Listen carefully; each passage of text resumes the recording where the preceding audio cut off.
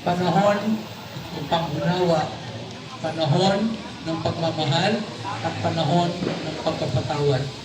Bilang isang pamantasang namumuna, hindi lamang sa rehiyon ng Maynila, kundi sa buong Pilipinas, sabay-sabay nating buksan ang pagdiriwang ng Pasko sa ating mahal na pamantasan.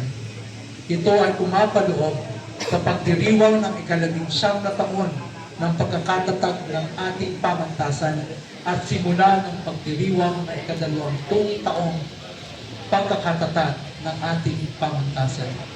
Sana'y huwag nating makalimutan ang tunay na diwa ng Pasko.